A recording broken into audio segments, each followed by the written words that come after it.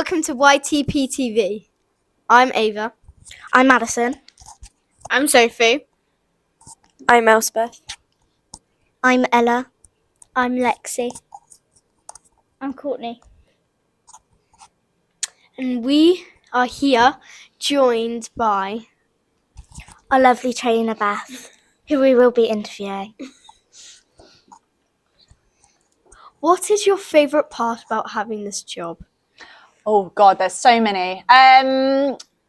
My one biggest thing is instilling confidence and helping people. So, for example, I've got you guys in my lovely youth trainer program, so building your confidence and creating a program that isn't just about training dogs, but also growing you as individuals. But then also working with clients to build their confidence with training their dogs and helping them achieve their goals. Why did you want to start up a youth trainer program? So when I was younger, I also had a love for dogs like you guys do. But there was nothing at that time to sort of grow that. So I one day sat down and someone said, "Oh, can my child come to classes?" And I was like, "Oh, this seems like a great opportunity to open a class for just youths and teach you guys all about dog training." And that's sort of how it got formed. Do you have a dog? And if you do, what's their name? I do have a dog. It's the lovely Luna. As you guys know, she is an absolute lunatic, but we love her dearly. She is a Spaniel Beagle Cross. When did you start this business? When did I start this business? So Barking Buds started in June 2020 during COVID. I thought it was a really cool idea to try and start a business in the middle of the COVID pandemic. But actually it worked really, really well. And now we've been open 2.5 years. And we've got a massive community. And I've got so many of you guys now. It's great. Who's your favourite dog you've trained? Who's my favourite dog I've trained? Ooh. I wouldn't necessarily say I've got a certain dog that's my favourite that I've trained, but there have been cases where they have been harder for me as a trainer. So I feel like I've achieved more because obviously it's maybe taken a bit longer in terms of training or to sort of help them grow. So I feel like I've really accomplished something with those cases. Is there any really good highlights about teaching us? About teaching you guys? Oh, there's so many. Like when Eden is horrible to me all the time. Or, no, I'm joking. Just watching you guys grow. So some of you have been here for a year. Some of you have been with me or are working towards their second year with me. So it's watching you guys grow in confidence from when you first started, in your first dog week where you're maybe not so confident in speaking to adults. To 4 or 5 months down the line and you're speaking to adults, you're explaining how games are done, which is really, really nice to see as a trainer. What's your favourite breed of dog? My favourite breed of dog? Ooh. I have a breed of dog that I would like next, which is a Bernese Mountain Dog, the big fluffy ones. Really want one. But I need my own house for that first because I don't think my mum would let me have one. But I love Spaniels. I do have a soft spot for Spaniels. I think that's probably because Luna is half Spaniel. If you could get another dog, what dog would it be? A Bernese Mountain Dog, definitely, because they're big, they're fluffy, and really cuddly. What challenges have you had to overcome being a trainer? Oh, so many. So in terms of just being a trainer, you've got to... You've got to be able to adapt to the dogs you're working with, but also the people as well. So you're not just working with the dog. There's the dog, but then you've got to help the owner work through if they've got any struggles as well. So I've had previous clients where a dog has a separation struggle, but the owner has a separation struggle from the dog as well. Because actually that dog has supported them through a tricky time. So we have to then say to them, oh, actually, you can leave your dog for a bit because that'll help them.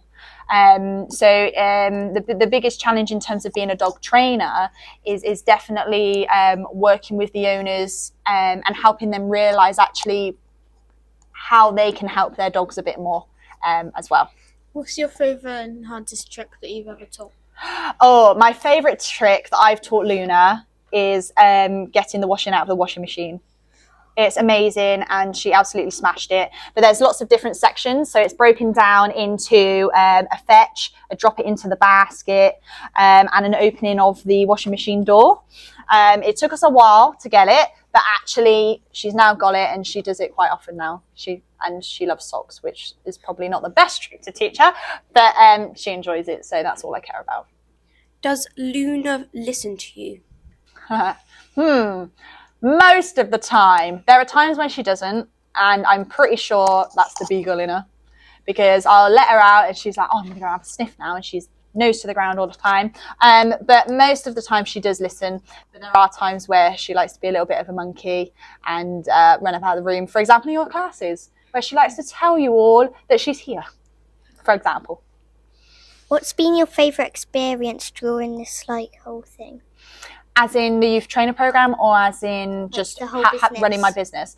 I've had quite a few, I'm not going to lie. So my first favourite experience was bringing on new members of my team. So watching Amy, especially Amy, because obviously she's still with us now, growing up through the trainer mentorship program and becoming an amazing trainer. That's massive for me as a business owner. Another one is reaching our 2 years being open. And we had a bit of a party, and we're going to have another one for the 3 year. Starting the youth trainer program is massive for me, just because it's a passion of mine, is teaching younger children about dogs and dog training. And then the biggest one is actually just having a massive community that is so supportive of each other, because actually that's really important. Because if you're not kind, or if you're not nice, then actually why run a business?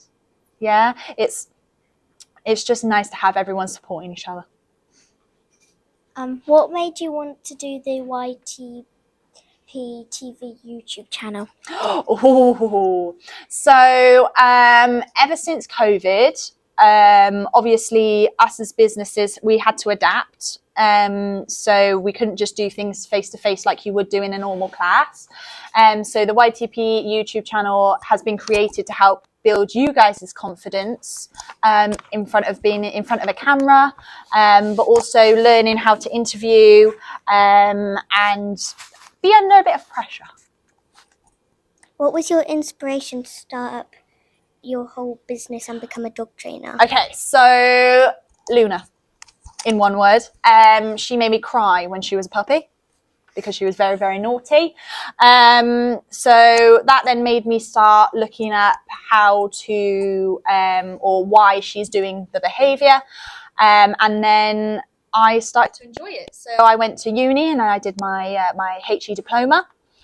And then I carried on doing some dog training specific courses. And then I was like, you know what, let's just give this a try.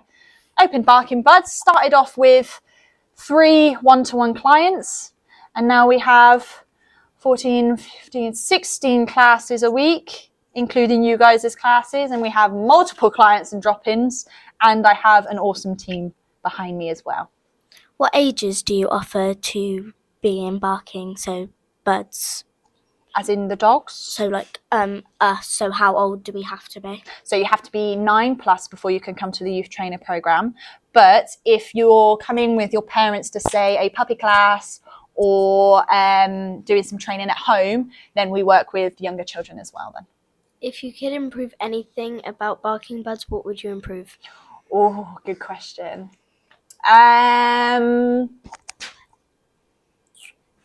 I'm actually very pleased with where Barking Buds is at the moment. What I would love to improve is actually having another location. So I would really like to open up in Gloucester. But actually where Barking Buds is at as a business, I'm actually really happy with where we're at the moment, and the supportive community we have and the services we have running. What trick took the longest to teach Luna? Dunking a basketball in a basketball hoop. It took me... It is really cool. It took me 5 or 6 months, because you've got to remember when she's coming back, it's got to go through just the hoop. So she only gets rewarded when it goes through the hoop. So it takes a bit of time. But yeah, that's probably the longest trick that it's taken me to train. How long did it take you to become like a proper like business dog trainer? A proper dog trainer. So it's a weird one with dog training because the industry isn't necessarily regulated by the government. You can sort of join in with specific bodies. So like, for example, IMDT. But you don't necessarily have to do anything specific. I did my HE diploma at uni, which was 2 years. And then I also did a course with Absolute Dogs, which was 20 weeks. Then I did a 6-month course with the Institute of Modern Dog Training. After that, I then started the company. And then since, I have also done a year behaviourist training with the IMDT, and I've done lots of other courses on top as well. So like scent training courses and agility and that sort of stuff. What's your first memory of doing this business? Oh, my first memory.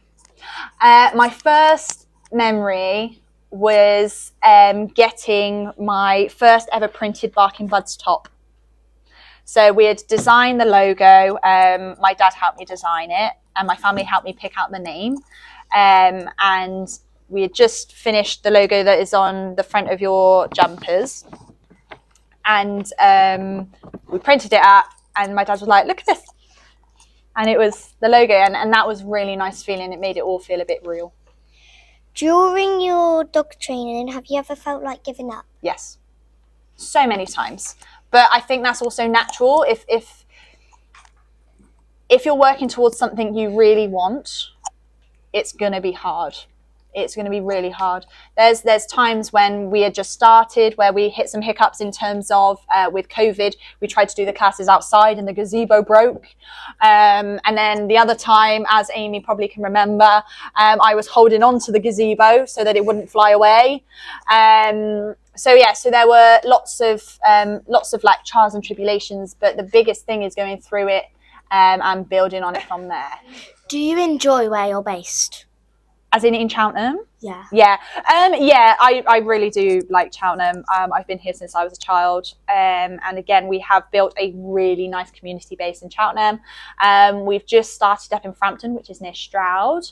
And then, again, we're starting to build there, which is really, really nice. But it's... With me, I'm a very ambitious person. So if I can try and go somewhere else with Barking Buds, I will. But Cheltenham will always be the sort of home of Barking Buds. Why did you pick the particular Barking Buds logo? Good question. So the dog side is inspired by Luna, because obviously she's part beagle. And then the BB is for Barking Buds. And then the purple is because that's my favourite colour. Thank you for letting us interview you. No worries. Thank you for having me.